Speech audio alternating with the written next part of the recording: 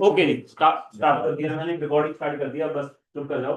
हाँ जी, स्टार्ट कर रहे हैं। आज हमारा जो टॉपिक है पहला, उसका नाम है करंट इलेक्ट्रिसिटी। करंट इलेक्ट्रिसिटी को हम स्टार्ट करते हैं। करंट इलेक्ट्रिसिटी में, current electricity, current electricity,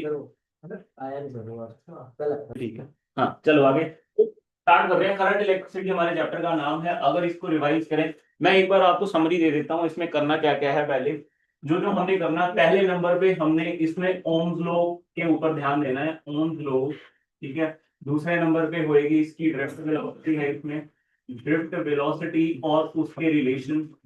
cause of resistance भी इसी के अंडर पड़ी जाएगी। उसके बाद इसका टेम्परेचर डिपेंडेंस होता है कि आपका जो रेजिस्टिविटी है वो टेम्परेचर से कैसे चेंज करती है। इस पे एक क्वेश्चन आता है, अल्फा वाला क्वेश्चन, टेम्परेचर कोफिशिएंट का।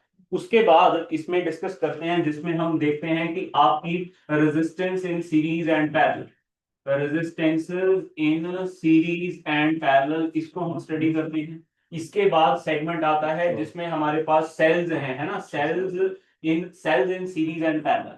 सेल जो है हमारे जब सीरीज पैरेलल में है वो कैसे अटैच होते हैं, ये सेगमेंट आता है सीरीज एंड पैरेलल में। और लास्ट में जाके हमारे पास क्या आता है, इसके बाद आती है हमारी कहानी। इसकी जो आपके पास वो है, वायर ब्रिज है, स्लाइड वायर ब्रिज है, जो जो भी आपके सिलेबस में है, व्हीटस्टोन ब्रिज है, उसके क्वेश्चन, किरचॉफ्स रूल्स आते हैं सबसे लास्ट में, और जूल हीटिंग इफेक्ट से ये आपका चैप्टर होता है समाप्त। तो ये चीजें हैं इसमें। उससे पहले हम ओम्स लॉ पे जाएंगे। ओम्स लॉ से भी पहले हमारे पास बेसिक क्वांटिटीज हैं, जैसे हमने करंट के बारे में पढ़ लिया, करंट क्या है, करंट से जुड़े हुए क्वेश्चंस पढ़ लिए, इसके इसके साथ रिलेटेड जितनी भी क्वांटिटीज हैं उन सबको डिस्कस कर लिया। जैसे कि उज्जवल, अगर मैं करंट डेंसिटी बोलूं तो वो क्या आ जाएगा, that is current divided by area. याद रखिए, जो करंट डेंसिटी है वो एक वेक्टर क्वांटिटी है और ये सरफेस फिनोमेना है। Current by area is current density by volume, मत याद रखिएगा, ठीक है। इन चीजों को पढ़ते हुए एक हम क्वेश्चन भी देखेंगे, साथ साथ उसको डिस्कस करेंगे। आगे बढ़ते हैं, करें जरा स्टार्ट। तो ये था स्टार्टिंग हमारा, जिसमें हमने क्या करा, करंट इलेक्ट्रिसिटी के बारे में। Yes sir. चलिए जी आगे करते हैं स्टार्ट। हमारे पास सबसे पहला जो टॉपिक है इसमें उज्जवल, वो है, पहला टॉपिक है हमारे पास जो आता है करंट के बारे में। करंट बेसिकली मुझे बताने की जरूरत नहीं है। पहली बात तो ये है कि करंट वर्ड और इलेक्ट्रिक करंट वर्ड अलग अलग है। करंट बोलते हैं फ्लो को, और इलेक्ट्रिक करंट है आपका चार्जेस का फ्लो। जब भी चार्जेस आपके फ्लो करते हैं तब आपका करंट प्रोड्यूस होता है। और करंट का कारण कौन है, करंट का कारण है पोटेंशियल। पोटेंशियल पे करंट आपका डिपेंड करता है, यही ओम्स लॉ है कि किसी भी कंडक्टर पे अगर आप पोटेंशियल देंगे तो उसमें जो बहने वाला करंट है वो किस बात पे डिपेंड करता है, वो आपके पोटेंशियल पे डिपेंड करता है। तो अगर मैं प्रोपोर्शनलिटी यहाँ पे हटाऊं तो या वो आ जाएगा V बाई आर, और V is equal to I R देता। यहाँ पे अगर मैं आपसे पूछूं R क्या है, R होती है आपकी रेजिस्टेंस। रेजिस्टेंस जो है वो किस किस बात पे डिपेंड करती है, यहाँ पे लिख देते हैं सीक्वेंस में। पहले तो नेचर पे, ठीक है, नेचर ऑफ मटेरियल पे डिपेंड करती है, लेंथ पे डिपेंड करती है, तीसरी किस पे डिपेंड करती है, एरिया पे डिपेंड करती है। आपने इसका फॉर्मूला भी पढ़ा हुआ है, जो आर है वो होता है rho L by A, that is directly proportional to length, inversely proportional to area. यहाँ पे जो रो है, रो को क्या बोलते हैं, रेजिस्टिविटी। क्या बोलते हैं, रेजिस्टिविटी, रेजिस्टिविटी बोलते हैं यहाँ पे, ठीक है। उसके अलावा जो करंट है, करंट का एक सिंपल फॉर्मूला भी है। करंट का यूनिट आपको पता है एम्पियर है, और इसका जो सिंपल फॉर्मूला है वो क्या है, D Q by D T. कभी भी आपको चार्ज क्या हो टाइम के टर्म्स में दिया हो, डिफरेंशिएशन करिए तो आपके पास करंट आ जाएगा। इसी के साथ जुड़ी हुई जो क्वांटिटी है उसको हम बोलते हैं करंट डेंसिटी। क्या है, करंट डेंसिटी। करंट डेंसिटी क्या होती है, J vector is equal to current divided by area, ठीक है जी। वेक्टर क्वांटिटी ये रहती है। करंट डेंसिटी, इसका यूनिट क्या होगा, यूनिट हो जाएगा एम्पियर पर मीटर स्क्वायर। एक क्वेश्चन कर लिया जाए, लिखे। क्वेश्चन है, इन, लिखवा रहा हूं, in hydrogen atom, in hydrogen atom an electron moves in an orbit, in hydrogen atom an electron is moves in an orbit of radius 5 into 10 to the power minus 11 metre. Radius दे रखा है हमें, question हम discuss कर रहे हैं current से related. Radius है 5 into 10 to the power minus 11 metre. उसके बाद क्या बोलते हैं, with speed of 2.2 into 10 to the power 6 metre per second. गति दे रखी है v is equal to 2.2 into 10 to the power 6 metre per second. आगे क्या बोलते हैं, find the equivalent current, current निकालना है हमने। तो मुझे एक बात बताइए ऋषभ, करंट का फॉर्मूला क्या होता है? करंट का फॉर्मूला होता है charge divided by time, dq by dt है चार्ज डिवाइडेड बाय टाइम। तो I is equal to charge, charge electron पे चार्ज होता है t, और हमें गति दे रखी है। तो गति से कैसे हम टाइम बनाते हैं, मान लीजिए इलेक्ट्रॉन जो है वो रिवॉल्व कर रहा है ऐसे, एक चक्कर में डिस्टेंस कवर कर रहा है 2 पाई r, और टाइम लगा रहा है t। तो स्पीड क्या आ जाएगी, speed is equal to 2 pi r by T, और t क्या आ जाएगा यहाँ पे, that is 2 pi r by v। जैसे ही इस टाइम को मैं यहाँ पे पुट करूंगा तो रमाश हमारे पास फॉर्मूला क्या बन जाएगा, हमारे पास फॉर्मूला बन जाएगा 2 पाई आर इंटू वी करके। इसको जैसे ही सॉल्व करेंगे ना, वैल्यू डालेंगे, इलेक्ट्रॉन के charge 1.6 into 10 to the power minus 19 into speed कितनी दे रखी है 2.2 इंटू 10 टू द पावर 6 बटे 2 इंटू पाई की वैल्यू 3.14, और ये आ जाएगा 5 into 10 to the power minus 11। ध्यान रखिए ये चीजें यहाँ तक बच्चे कर देते हैं, उसके बाद आपने क्या करना है, इसको आराम से सॉल्व करना है ताकि आपका आंसर प्रॉपर आए। जैसे ही आप इसको सॉल्व करेंगे रमाश, अपने पास करंट की वैल्यू आ जाएगी, that is I is equal to 1.12 into 10 to the power, that is -3 ampere. इसको सॉल्व कर लीजिएगा, ये आपके पास आंसर आ जाएगा। ठीक है जी, तो सबसे आसान जो फॉर्मूला है ये करंट के बेसिस आपका आ गया। अच्छा मुझे एक बात बताइए, करंट की जो डायरेक्शन है, करंट की डायरेक्शन उज्ज्वल किस तरह से रहती है, पॉजिटिव से नेगेटिव की तरफ आपकी करंट की डायरेक्शन रहती है, या ये याद रखें इलेक्ट्रॉन से हमेशा उल्टी डायरेक्शन में करंट की डायरेक्शन हम रखते हैं। ठीक है, अगली बात हम करते हैं जिसमें मैं आपसे एक सिंपल सी चीज पूछूंगा कि क्या ईएमएफ क्या होता है और पोटेंशियल क्या होता है, टर्मिनल पोटेंशियल डिफरेंस और ईएमएफ क्या होता है, मुझे कोई बताए तो मैं आगे बढ़ूं। हाँ जी सर वर्कडन होता है ना जो एक टर्मिनल से दूसरे बिल्कुल, टर्मिनल के EMF and terminal, very good, terminal potential difference, terminal potential difference, इन दोनों में फर्क बताइए। उज्जवल आप बताएंगे कुछ, ईएमएफ और टर्मिनल पोटेंशियल डिफरेंस, सिंपल। हाँ बोलो। एक तो ये तरीका है कि जब आपकी बैटरी डिस्कनेक्टेड है, ओपन सर्किट है, कुछ नहीं चल रहा, तो उसकी जो मैक्सिमम पावर है वो बोल सकते हैं। दूसरा तरीका इसको याद करने का, मान लीजिए ये सर्किट है, यहाँ पे रेजिस्टर है आर, और इसमें हमने क्या लगा रखा है, एक सेल लगा रखा है जिसकी की ईएमएफ क्या है, जिसकी ईएमएफ है, मैं कह रहा था कि ये आपके पास क्या है, रेजिस्टर आर, एक इंटरनल रेजिस्टेंस है आर, इसकी ईएमएफ है ई, और मैंने इसे जोड़ दिया। ठीक है उज्जवल जी, मान लो ये आपका सेंटर में, जैसे होता क्या है, ये आपके पास सेल होता है, इसमें इलेक्ट्रोड होते हैं, ऊपर टर्मिनल लगाते हैं, बीच में सोल्यूशन होता है, ये पता है ना डिटेल में, आपके पास इलेक्ट्रोकेमिकल सेल होता है। तो सोल्यूशन के अंदर से आपका इलेक्ट्रॉन एक इलेक्ट्रोड में दाखिल हुआ, वायर के जरिए घूम के दोबारा सोल्यूशन में आ गया, उसे बोलते हैं वन कंप्लीट साइकिल। तो चार्ज को एक पूरे सर्किट में चलने के लिए जो वर्क डन लगता है उसको बोलते हैं ईएमएफ ई। अब जब ये चार्ज जो है या इलेक्ट्रॉन यहां से चलेगा ना, तो एक तो वो इसमें से पास करेगा और इसमें से पास करेगा। मान लीजिए मैंने यहाँ पे 2 पॉइंट लगाए, दैट इज एक पॉइंट है ए, एक पॉइंट है बी। सिर्फ रेजिस्टर में से पास कराने के लिए जो आपका उसका पार्ट लगा उसको मैं वी लिख रहा हूं, और इस सेल में से पार होने के लिए जो इसका पार्ट लगा उसे वी प्राइम लिख रहा हूं। तो जो टोटल ई है वो total work done per unit charge है, और जबकि उसका एक सेगमेंट एक्सटर्नल रेजिस्टर के थ्रू जाने के लिए और दूसरा सेगमेंट इंटरनल रेजिस्टेंस के थ्रू जाने के लिए लगता है। तो जो मैक्सिमम वर्क डन है दैट इज ईएमएफ, उसके एक पार्ट को यूज करना टर्मिनल पोटेंशियल डिफरेंस, एक एक पॉइंट से दूसरे पॉइंट तक लेके जाने के लिए जो आपने लगा that is terminal potential difference.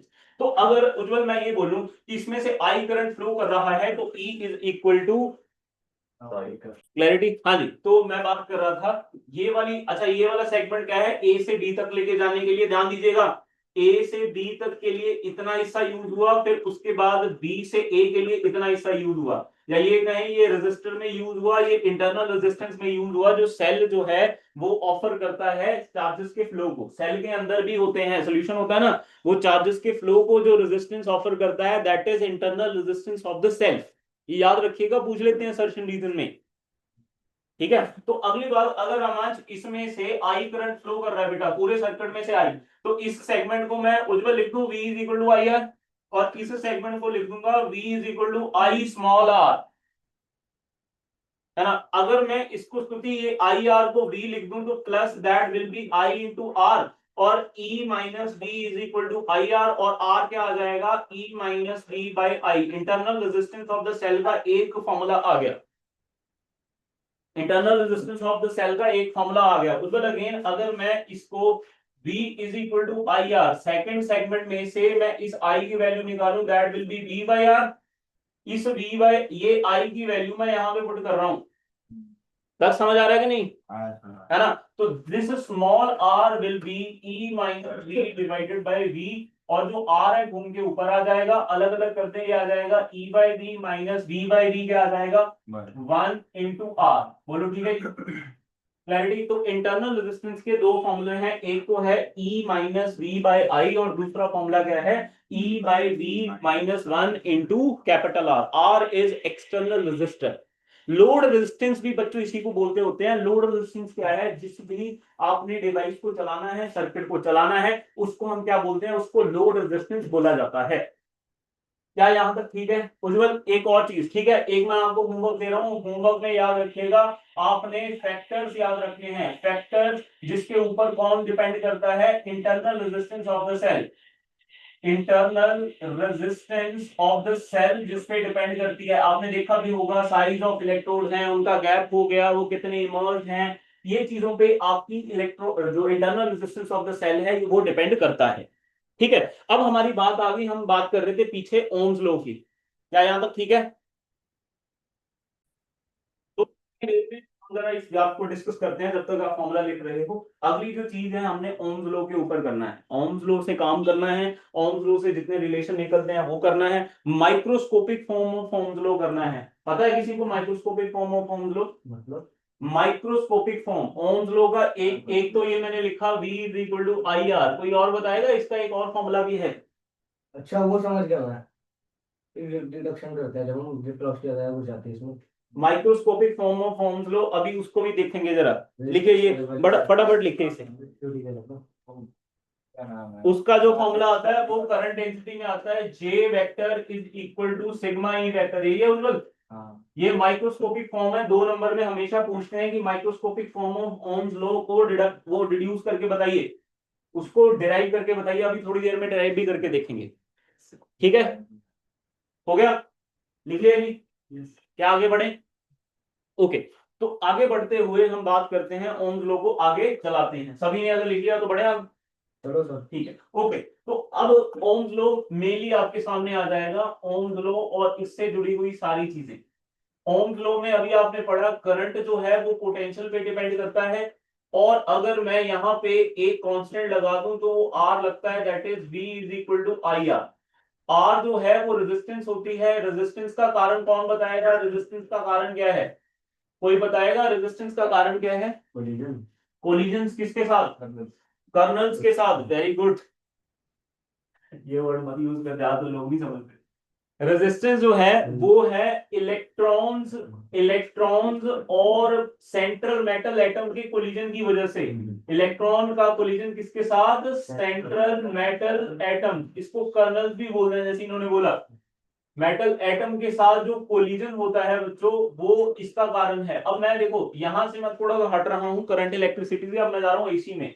मुझे बताइए इंडक्टर में रेजिस्टेंस क्यों है, इंडक्टर के अंदर, हाँ जी, अपोजिंग क्या, अपोजिंग मुझे वो चाहिए, एग्जैक्ट वर्ड चाहिए। जैसे अब अगर मैं बोलूं आर जो है वो किसकी रेजिस्टेंस है, रेजिस्टर की, या किसी भी, देखो हर एक बॉडी में इलेक्ट्रॉन्स तो है, इलेक्ट्रॉन जब फ्लो करने की कोशिश करेंगे तो टकराएंगे सेंट्रल मेटल एटम के साथ, तो वो resistance is called your simple resistance. अब मैं बात कर रहा हूँ किसकी, मैं एक्सेल की बात कर रहा हूँ, है तो ये 7th चैप्टर में, बट ये भी रेजिस्टेंस है एक तरह की, इसको लिखते हैं ओमेगा एल, इसके यूनिट भी ओम होते हैं। ऐसे ही मैंने लिखा XC, XC होता है 1 बाई ओमेगा सी, इसके रेजिस्टेंस, ये भी रेजिस्टेंस है, ये भी ओम ही होते हैं। अब इन तीनों का कारण सुनिए, एक्सएल है इंडक्टर के अंदर की रेजिस्टेंस। इंडक्टर में क्या होता है, जब आप उसको अल्टरनेटिंग करंट देते हो तो उसमें एक इंड्यूस्ड ईएमएफ पैदा होती है जो कि उल्टी दिशा में पैदा होती है। तो उल्टी दिशा में पैदा होने का मतलब वो उसे रोकती है, तो इंड्यूस्ड ईएमएफ वहां पे रेजिस्टेंस का कारण है, जो कि ऑपोजिटली वो ऑपोजिट डायरेक्शन में होती है ताकि अपने ही कारण को रोके। अब मैं कैपेसिटर की बात कर लेता हूं, कैपेसिटर के अंदर रेजिस्टेंस किस वजह से है, मुझे बात हाँ बिल्कुल चार्ज डेवलप हो रहे हो, चार्ज अपोज कर रहे हो। बिल्कुल, जैसे जैसे आप किसी कैपेसिटर के अंदर चार्ज भेजते रहोगे उस पर पोटेंशियल डेवलप होता रहेगा, चार्ज बढ़ता रहेगा, पोटेंशियल डेवलप होता रहेगा, वो अगले चार्ज को नहीं आने देते। तो जब वो अगले चार्ज को आने से अपोज कर रहा है, this opposition is that is resistance of capacitor XC, that is due to capacitance and this is due to inductance. क्या यहां तक ठीक है बच्चों? तो रेजिस्टेंस की बात आई थी, मैंने यहां पे बता दिया। रेजिस्टेंस का फॉर्मूला आपको पता है, आम रेजिस्टेंस का रो एल बाई ए होता है। क्या होता है फॉर्मूला? रो एल बाई ए। रो यहाँ पे क्या होती है? रो होती है रेजिस्टिविटी। मुझे एक सिंपल सी चीज पूछनी है, सिंपल सी चीज, रेजिस्टिविटी। रेजिस्टिविटी में मैं एक सिंपल सी चीज पूछूंगा, मैं पूछूंगा सिद्धार्थ से, सिद्धार्थ रेजिस्टिविटी और रेजिस्टेंस में अंतर क्या है, क्या फर्क है, क्या डिफरेंस है? What is the difference between resistivity and resistance? Resistance can very with size and shape, but resistivity is constant. Resistivity is material property, material की कैरेक्टरिस्टिक प्रॉपर्टी है। माने मैं आपको सिंपल चीज बताता हूं, आयरन से ही आपने एक कोन बनाया, एक स्फीयर बनाया, एक ब्लॉक बनाया, तीनों की रेजिस्टेंस अलग अलग होगी, शेप अलग है, साइज अलग है, बट वो बना किससे है? तीनों आयरन से, तो उसकी रेजिस्टिविटी सेम होती है। Resistivity is resistance of unit area and unit length. ठीक है, तो रेजिस्टिविटी के जो यूनिट होते हैं वो क्या होते हैं? वो होते हैं ओम मीटर। याद रखिएगा, ये कभी भी लेंथ और एरिया पे, लेंथ और एरिया पे डिपेंड नहीं करती, हमेशा रेजिस्टेंस ही लेंथ और एरिया पे डिपेंड करती है। अच्छा, अगर कोई पूछे कि रेजिस्टिविटी चेंज हो सकती है कैसे, कोई बताएगा? रेजिस्टिविटी मटेरियल चेंज करने से, हाँ, टेम्परेचर से ये जरूर चेंज हो सकती है। टेम्परेचर एक ऐसा फैक्टर है जिससे अगर आप ना कभी भी इंटरनल स्ट्रक्चर बॉडी का हिला दो किसी भी फैक्टर से, इलेक्ट्रिक फील्ड से हटा दो या कोई भी तरह की एनर्जी देके इंटरनल उसका स्ट्रक्चर हिला सकते हो, तो रेजिस्टिविटी चेंज कर सकते हो। बाहरी फैक्टर से आप नहीं कर पाओगे। अंदरूनी एटम्स का मतलब जो गैप है वो चेंज होना चाहिए या उसको फर्क पड़ना चाहिए सिग्निफिकेंट, तब जाके ये कहानी आपकी समझ आ जाएगी। ठीक है, इसी के साथ मैं एक और चीज आपको बताना चाहूंगा, वो भी आपको पता होनी चाहिए। अच्छा, कंडक्टिविटी और कंडक्टेंस बता दो फिर क्या होती है। मैं यहाँ पे कंडक्टेंस पूछता हूँ, व्हाट इज कंडक्टेंस? कंडक्टेंस होती है रेसिप्रोकल ऑफ रेजिस्टेंस। जी से लिखते हैं, जी इज 1/r, तो इसके यूनिट क्या हो गए? Ohm inverse. ऐसे ही आपके पास सिग्मा क्या है? सिग्मा इज कंडक्टिविटी, केमिस्ट्री में भी पढ़ते हैं आप। कंडक्टिविटी आप पढ़ते हो, सिग्मा इज इक्वल टू 1/रो, इसके यूनिट होंगे ओम इनवर्स मीटर इनवर्स। ठीक है जी, याद रखेंगे, इसको भूलेंगे नहीं। इसके साथ जुड़ा हुआ एक क्वेश्चन करते हैं, लिखे फटाफट। लिखे, सबसे पहले क्वेश्चन लिखे, फिर मैं आपको करंट डेंसिटी कराता हूँ। उज्जवल जी लिखे फटाफट क्वेश्चन। मुझे एक बात बताइए, जब भी रेजिस्टेंस का क्वेश्चन करना है, इससे पहले मैं जिसने भी याद है, जिसको वो बेटर है, जिसको याद नहीं है वो सुनिए क्या है मैं क्या बोल रहा हूँ। याद रखिए, कभी भी जैसे कोई कंडक्ट, ये है वायर, वायर का एक क्या होगा? एरिया होगा और एक लेंथ होगी। अगर बच्चों आपने इसकी लेंथ में छेड़खानी करी, इसको स्ट्रेच करा, एरिया बदलेगा ही बदलेगा। एरिया और लेंथ अपने साथ साथ बदलते हैं, एरिया और लेंथ साथ साथ बदलते हैं, बट क्या कांस्टेंट रहता है? वॉल्यूम। एरिया और लेंथ का मल्टीप्लीकेशन कांस्टेंट रहता है। मैं एक सिनेरियो आपके सामने पेश करता हूं। मान लो ज्योति किसी वायर की लेंथ 3L कर दी, तो एरिया अपने आप कितने टाइम्स कम हो जाएगा? 3 टाइम्स कम हो जाएगा, ताकि दोनों का मल्टीप्लीकेशन सेम ही रहे या वॉल्यूम कांस्टेंट रहे। एक प्रश्न करने में कुछ नहीं जा रहा, लिखे, a wire has a resistance of 16 ohm. Wire की रेजिस्टेंस दे रखी है 16 ओम। क्वेश्चन देख लेते हैं, वायर की रेजिस्टेंस कितनी है? 16 ओम। मैं डायरेक्ट डिक्टेट कर देता हूं, मत लिखे। A wire has a resistance of 16 ohm, it is melted and drawn into wires of half of its length. इसको मेल्ट किया गया और इसकी हाफ लेंथ वाली एक वायर बनाई गई। Calculate the new resistance of the wire and what is the percentage change in resistance. एक तो नई रेजिस्टेंस ढूंढनी है वायर की, और परसेंटेज चेंज ढूंढना है कि कितना परसेंट रेजिस्टेंस चेंज हुई है। तो हमारे पास ये पुरानी रेजिस्टेंस है, ठीक है, देखिए जरा इसे।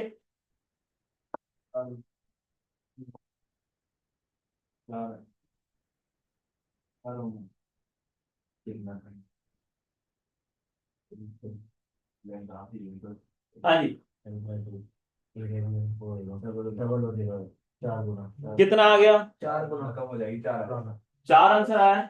Okay good. अगर तो एमसीक्यू है तो डायरेक्ट कर सकते हो, फिर तो कोई दिक्कत नहीं है। अगर लिखने को बोला हो, परसेंटेज चेंज कितना है? परसेंटेज 4। चार बेटा, परसेंटेज चेंज थोड़ी 4 वो आएगा।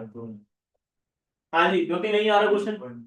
देखो, तो ओरिजिनल रेजिस्टेंस का फॉर्मूला क्या होता है, सुनिए देखिए। 75% घटी। यस, ओरिजिनल रेजिस्टेंस होती है रो एल बाई ए।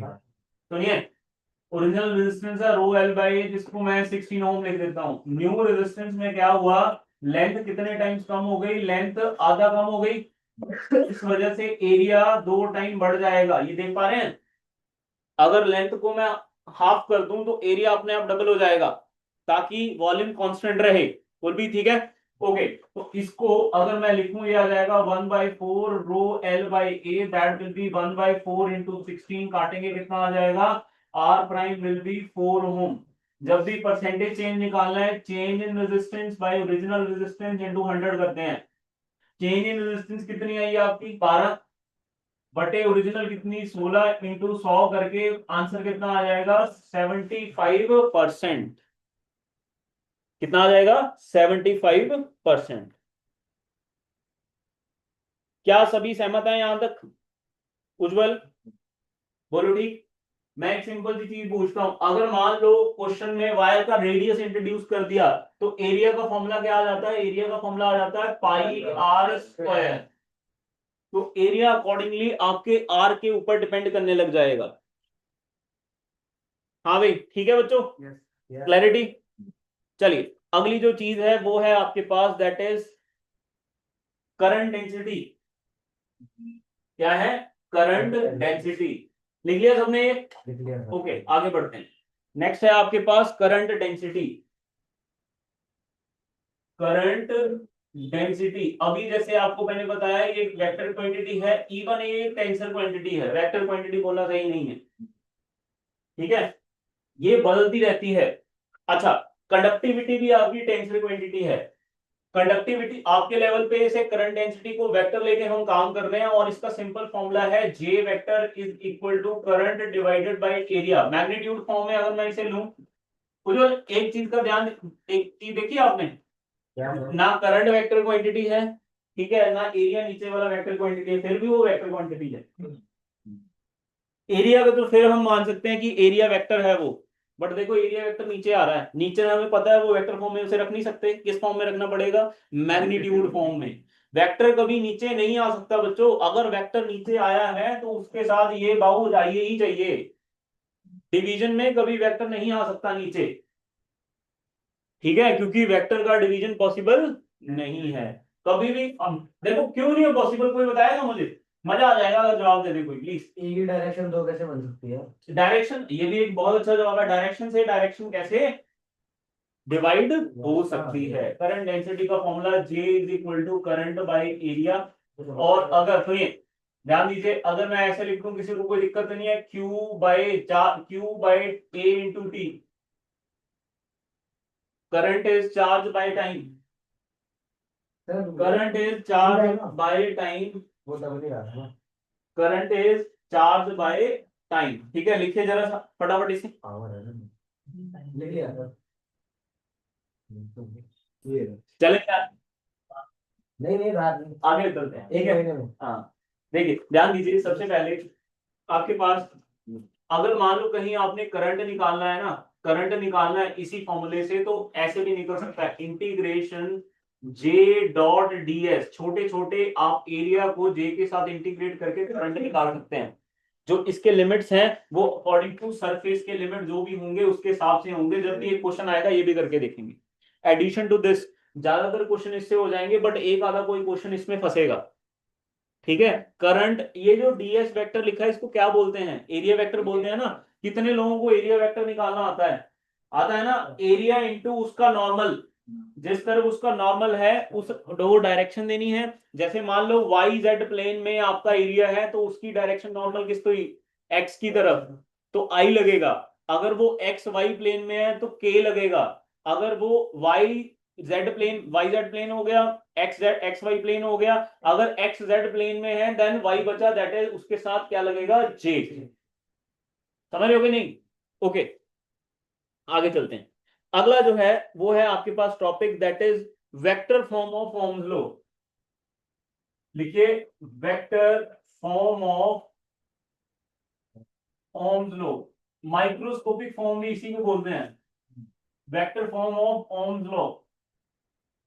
मुझे एक सिंपल सी चीज पूछनी है, आपने सिर्फ सहमति देनी है कि सर ये सही है या गलत है। मुझे साफ साफ बताइए, क्या ये रिलेशन सही है उज्जवल कि अगर कोई कंडक्टर है जिसकी की लेंथ एल है और उस पर पोटेंशियल वी लगाया तो फॉर्मूला होता है वी बाय एल। क्या सही है ये गलत है? सही है बिल्कुल। ओके, तो ये आ जाएगा आपके पास v is equal to E L. Kulpreet equation 1 हो गई है, ये क्या हो गई, equation 1। Also from Ohm's law, from किससे, ओम्स लॉ से, फ्रॉम ओम्स लॉ हमने ये पढ़ा है v is equal to I R. सभी सहमत? आर को मैं लिख दूं अगर शिवांशु रो एल बाय, कोई दिक्कत, किसी को कोई समस्या इसमें, है ना? और अगर श्रुति ये बेटा करंट बाय एरिया को मैं जे लिख दूं, कोई दिक्कत? करंट बाय एरिया को जो मैं क्या लिख दूं, जे। तो ये आ जाएगा रो इंटू एल, बोलो ठीक। This is equation 2। ये भी पोटेंशियल है, ये भी पोटेंशियल है, दोनों को बराबर रखो। E L is equal to J rho L, L से एल कैंसिल, तो ये आ जाएगा E is equal to J into row.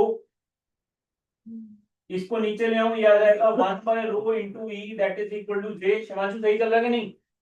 Okay, तो आगे क्या आ जाएगा, 1 by rho is sigma, sigma into E that is equal to J, और J vector is equal to sigma into E vector. ये है आपका that is vector form of Ohm's law और microscopic form of Ohm's law. जैसे ही conductivity और conductance का खत्म होता है ना, करंट डेंसिटी जहां पे खत्म होती है, इसी का डेरिवेशन उसका साथ में बुक में दिया हुआ है।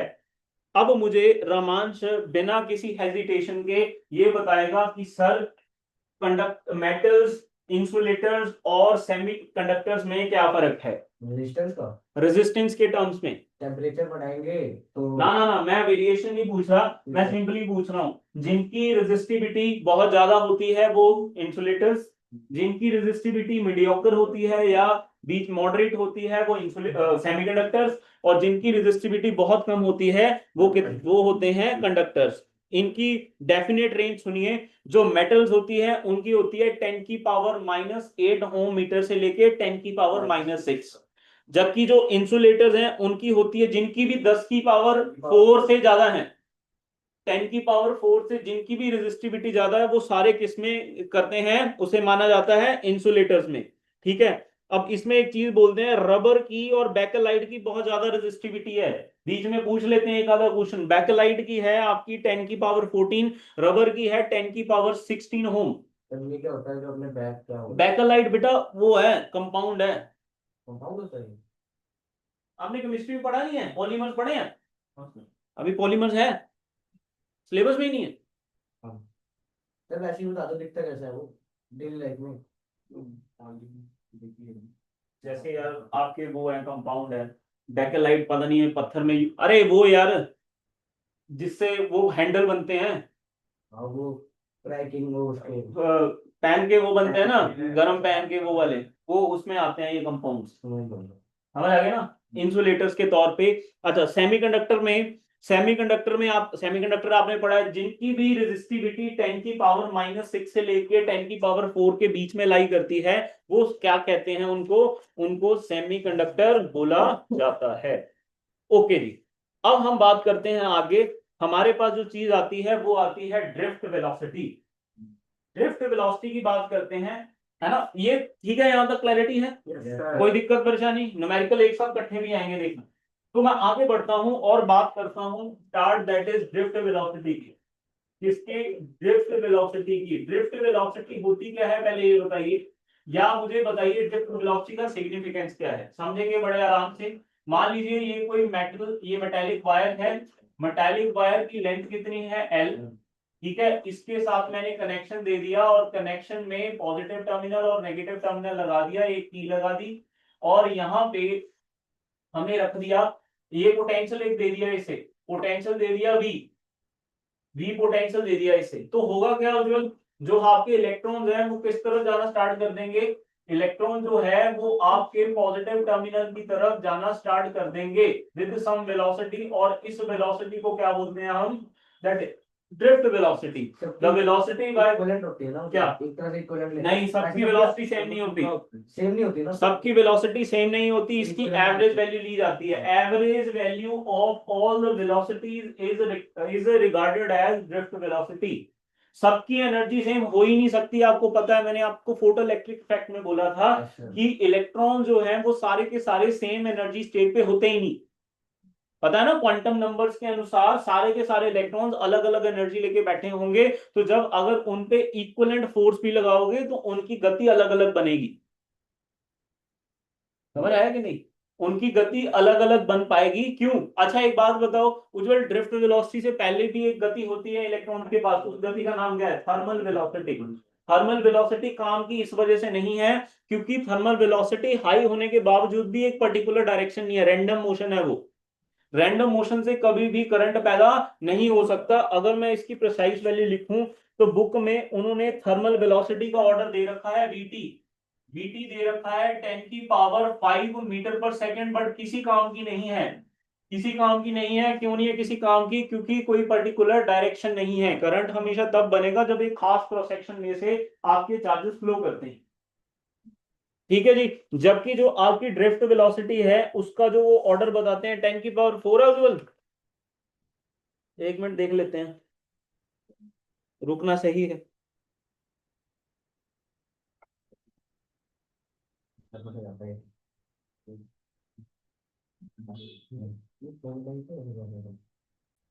चलिए जी, आगे चलते हैं। तो हम बात कर रहे थे ड्रिफ्ट वेलोसिटी की जो वैल्यू है, ड्रिफ्ट वेलोसिटी की वैल्यू वो होती है 10⁻⁴ मीटर पर सेकेंड, बट ये काम की है और ऊपर वाली काम की नहीं है। क्यों? ये डायरेक्ट, ये रैंडम है, तेरे तो बहुत ही वो नहीं होगी कम। कम है, फिर भी ये कम होने का कारण ये भी है ना, अगर इलेक्ट्रॉन चलने भी लग जाए ना, चलने की कोशिश भी करें, फिर कोलिजन करके रुकते हैं, फिर कोलिजन करके रुकते हैं, फिर कोलिजन करके रुकते हैं, समझ गया मैं, हाँ। ठीक है। तो अगर इलेक्ट्रॉन के लिए खाली रास्ता थोड़ी है भी सीधा निकल जाए, अगर सीधा जा पाए फिर तो बहुत तेजी से जाए वो।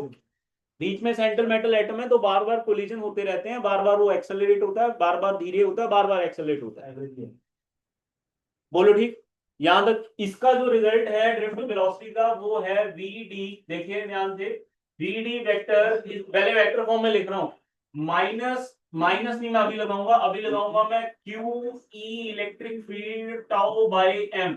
टाउ क्या है यहाँ पे? Tau is average relaxation time. Sir charge की जगह भी ई लिख दो।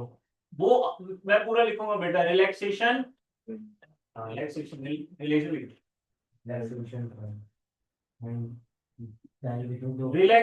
Time, average relaxation time. हाँ जी, तो मैं बात कर रहा था ड्रिफ्ट वेलोसिटी की। ड्रिफ्ट वेलोसिटी का फॉर्मूला है V D vector is equal to Q into electric field tau by M.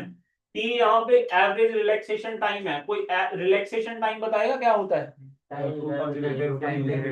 बिल्कुल, दो सक्सेसिव कोलिजन के बीच का समय, जिस समय के लिए इलेक्ट्रॉन कोलाइड नहीं कर रहा, रिलैक्स है, उसे बोलते हैं रिलैक्सेशन टाइम। अभी सभी इलेक्ट्रॉन्स का अलग अलग होता है तो उसका एक एवरेज लेते हैं, इसीलिए क्या बोलते हैं, एवरेज रिलैक्सेशन टाइम। अगर मैं ये फॉर्मूला इलेक्ट्रॉन के लिए लिखूं तो शिवांशु वी डी वेक्टर क्या आ जाएगा, चार्ज की वजह से माइनस ही आ जाएगा साइन से, तो ई tau by M.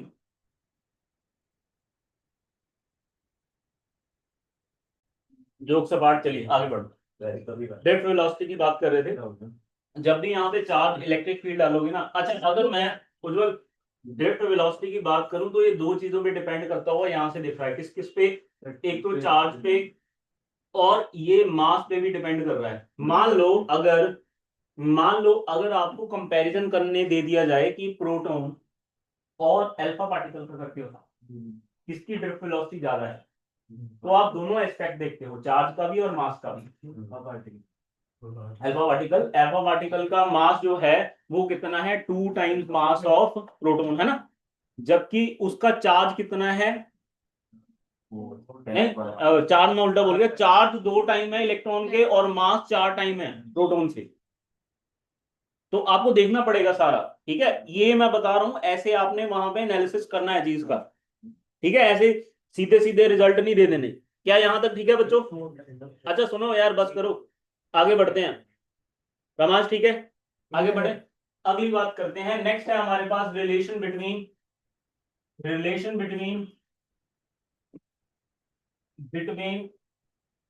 Current and drift velocity, between current and drift velocity. Drift velocity और करंट का रिलेशन कितने लोगों को पता है? पता है सर। सबको पता है करंट और ड्रिफ्ट वेलोसिटी का रिलेशन कैसे डिराइव होता है, ये पता है सबको? Yes sir. सिंपल सा फॉर्मूला है इसका, बड़े आराम से डिराइव हो जाता है। इसमें मेन चीज पता क्या है? मेन चीज ये है, ये स्मॉल एन क्या है?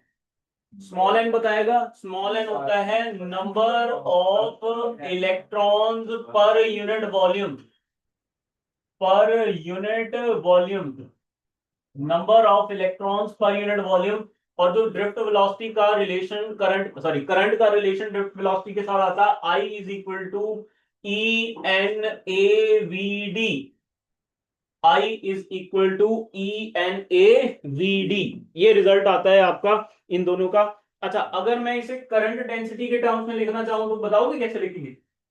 इस ए को नीचे ले आओ तो ये आ जाएगा current by area is equal to E N V D. तो this is J is equal to E N V D.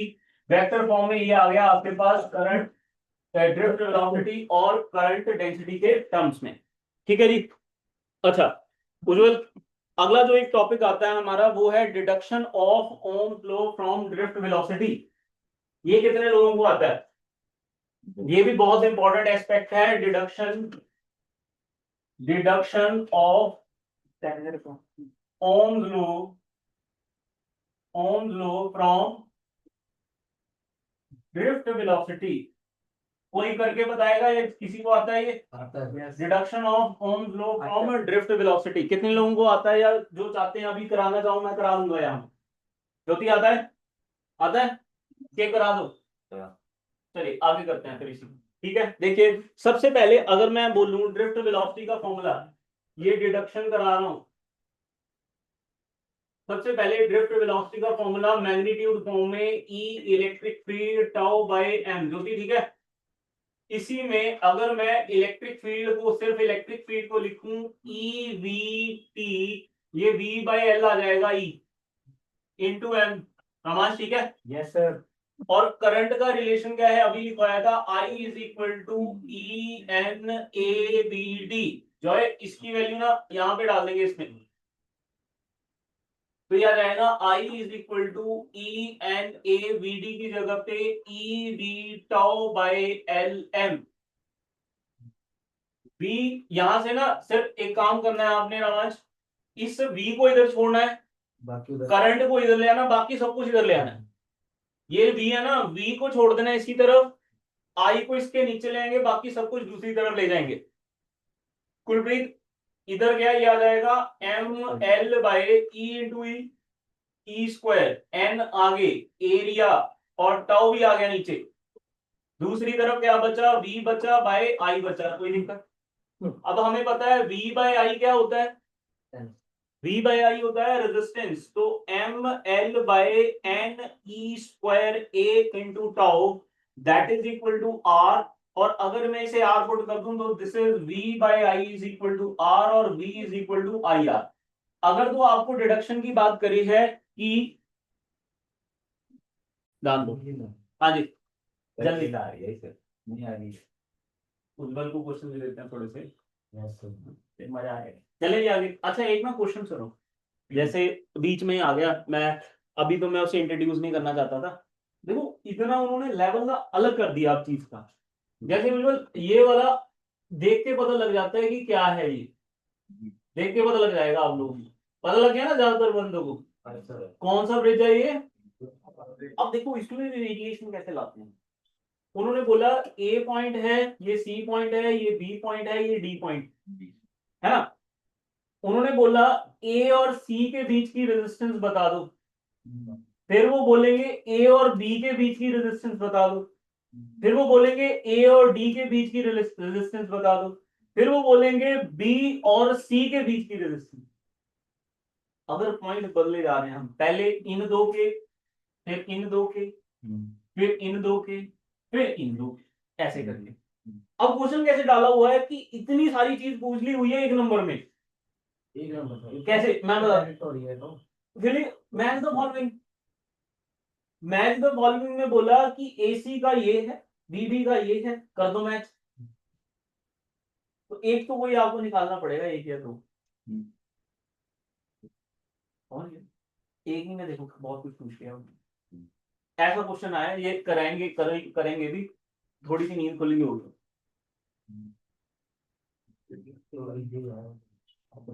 Try पता किसकी है, तमाश की। आगे बढ़ते हैं जी, है ना, तो बात करते हैं आगे। अब मुझे, अच्छा यहां तक ज्योति पहुंच गए हम। R is equal to ML divided by NE square tau into A। वैसे भी पता है R is equal to row L by A होता है।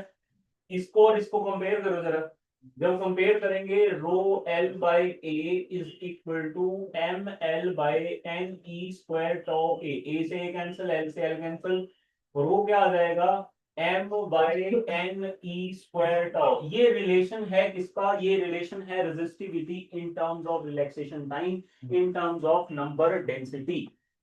N is number density, number of electrons per unit volume। तो रो जो है वो इनवर्सली प्रोपोर्शनल टू N है, और साथ ही साथ rho inversely proportional to relaxation time. अब हम क्या करेंगे, ये जो रेजिस्टिविटी है इसका वेरिएशन देखेंगे, इंसुलेटर्स में कैसे होता है, ये कंडक्टर्स में कैसे होता है, और सेमीकंडक्टर्स में कैसे होता है।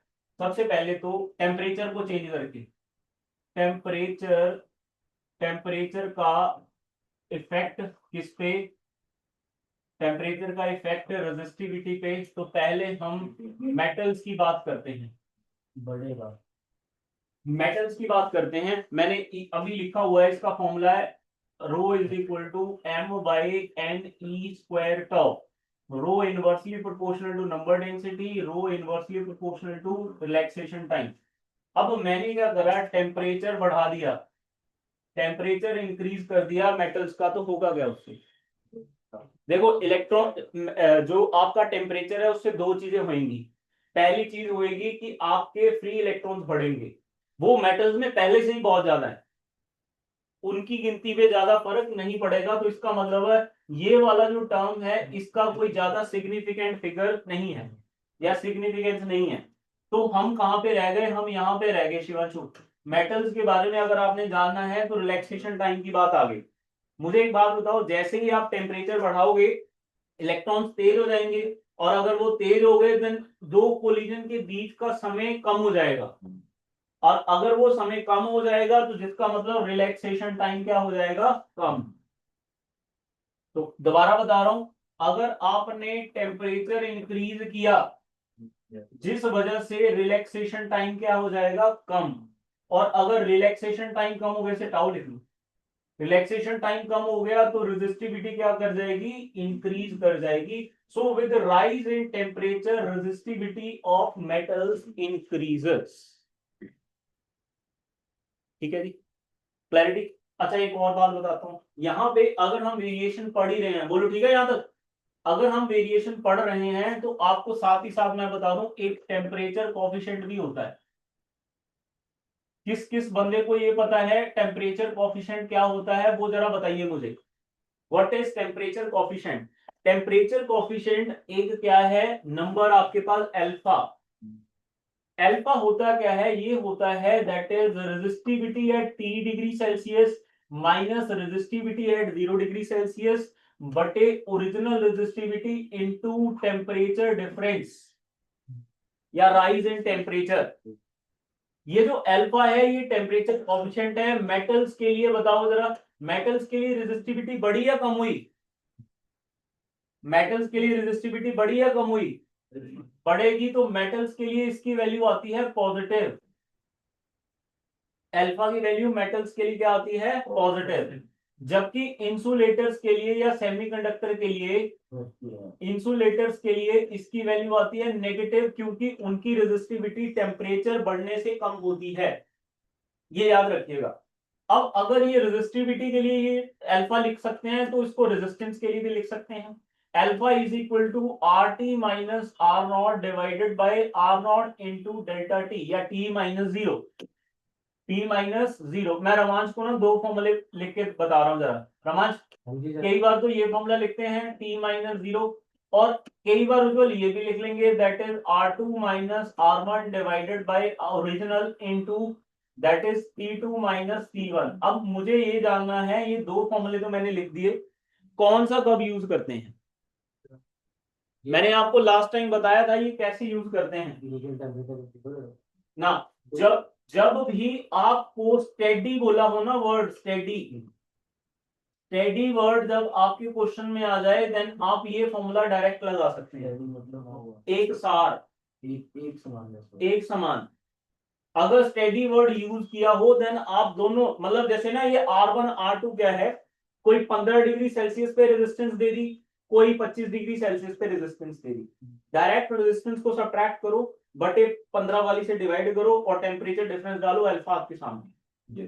बट जब भी क्वेश्चन में अल्फा कुछ नहीं दिया हुआ, देन ये वाला फॉर्मूला यूज करना है। अल्फा, सॉरी अल्फा नहीं, स्टेडी वैल्यू जब तक नहीं बोला, या क्वेश्चन सिंपल दिया हुआ है, तो पहली अप्रोच हमारी क्या होगी, ये वाली। ठीक है, जैसे क्वेश्चन में स्टेडी वर्ड आ जाएगा, देन हम नीचे वाला यूज करेंगे।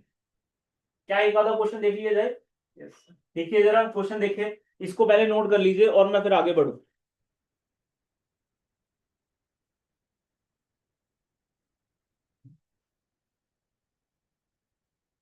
लिखिए प्रश्न एक, क्वेश्चन लिखिए एक। हाँ जी, द रेजिस्टेंस, यहां पे बता देता हूं,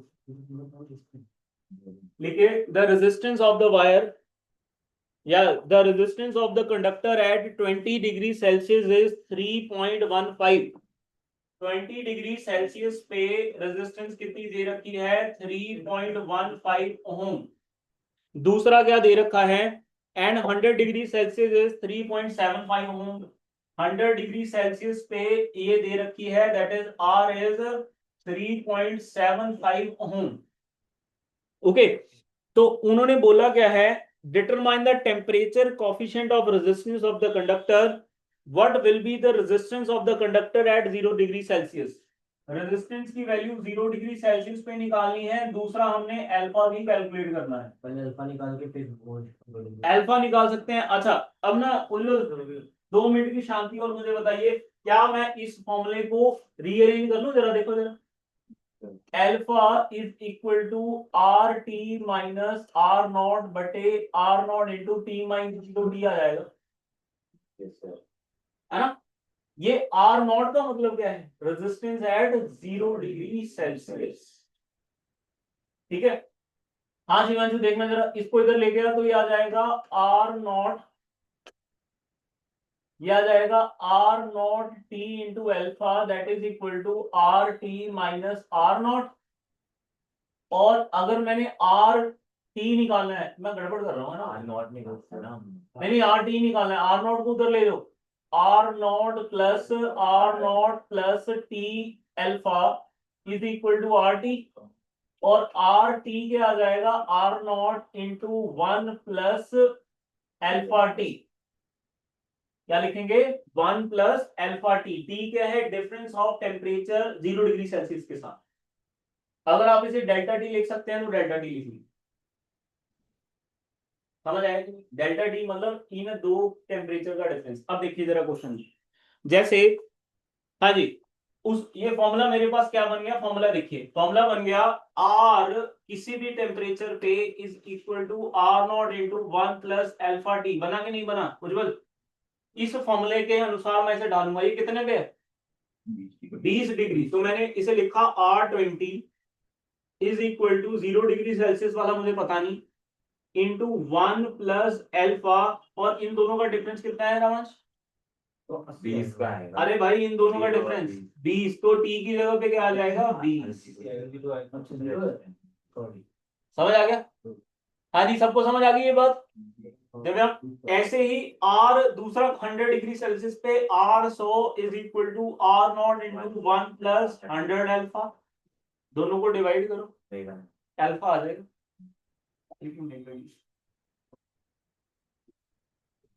इन दोनों को डिवाइड कर दो तो ये आ जाएगा R20 बटे R100 is equal to R0 से R0 कैंसिल, ऊपर क्या आ जाएगा 1 प्लस 20 अल्फा बटे 1 प्लस 100 अल्फा, 1 प्लस 20 अल्फा और 1 प्लस 100 अल्फा। एग्जाम्पल नंबर है ये 42 हो गया। वैल्यू डालो यार, वैल्यू है इन दोनों की, इसकी वैल्यू कितनी है 350 315 375, 0 से 0 काट दिए मैंने, डेसिमल काट दिए। Thank you sir.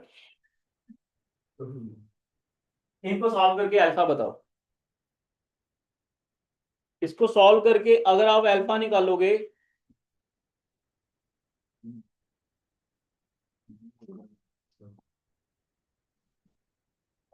जल्दी बताओ, जल्दी शाबाश।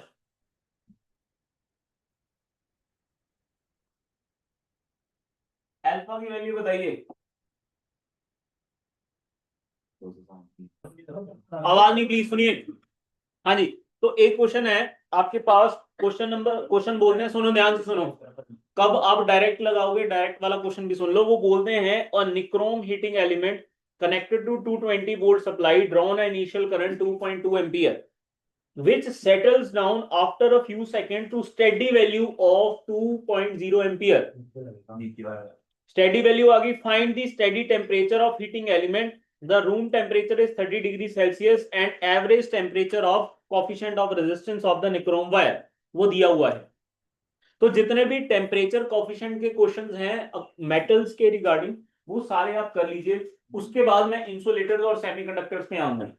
इसी के बाद सेगमेंट किसका स्टार्ट होएगा, सेगमेंट स्टार्ट होएगा आपका resistances in series and parallel, cells in series parallel में। टेस्ट जो है वो आपका पहले 2 चैप्टर्स का है। नहीं वो लेकिन परसों भी टेस्ट ही देंगे ना क्लास में।